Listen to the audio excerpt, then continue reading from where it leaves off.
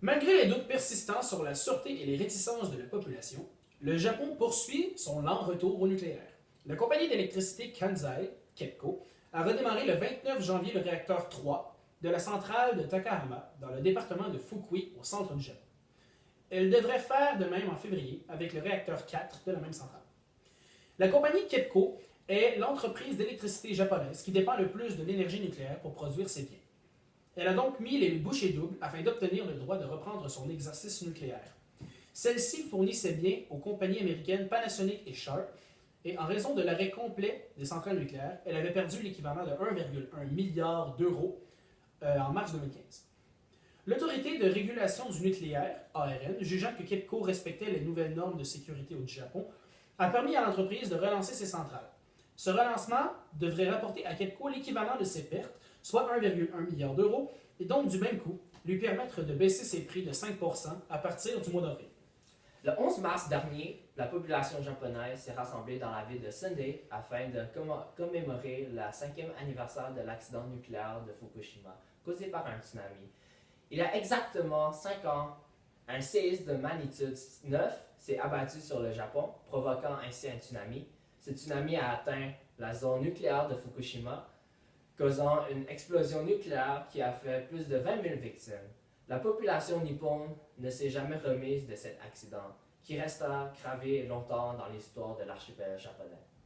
De plus, une minute de silence a été tenue à 14h46, soit l'heure exacte où le séisme avait secoué le Japon. La cérémonie s'est ensuite poursuivie par un discours émouvant de l'empereur Akihito.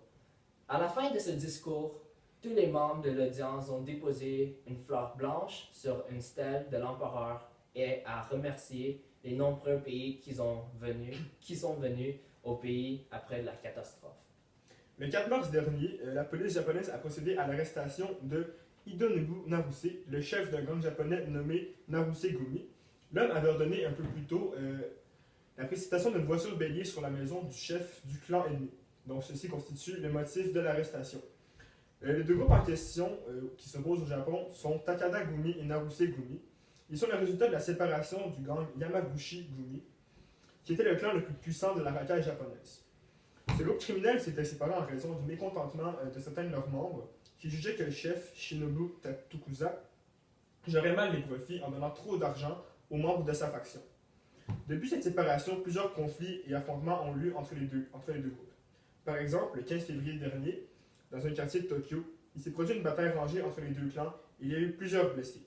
Aussi, le 29 février dernier, des cocktails Molotov ont été lancés sur le siège du Takada Gumi, une des séparations du Yamagata Gumi, comme mentionné plus tôt. Par ailleurs, la police du Japon craint que les conflits débouchent sur un conflit généralisé dans tout le pays. Cependant, celle-ci croit aussi que la situation de conflit est une bonne occasion d'intensifier sa lutte contre le crime organisé. Elle a donc procédé à 210 arrestations entre septembre 2015 et février 2016. Elle a continué son travail en arrêtant Hidonobu Naruse le 4 mars dernier, comme mentionné plus tôt.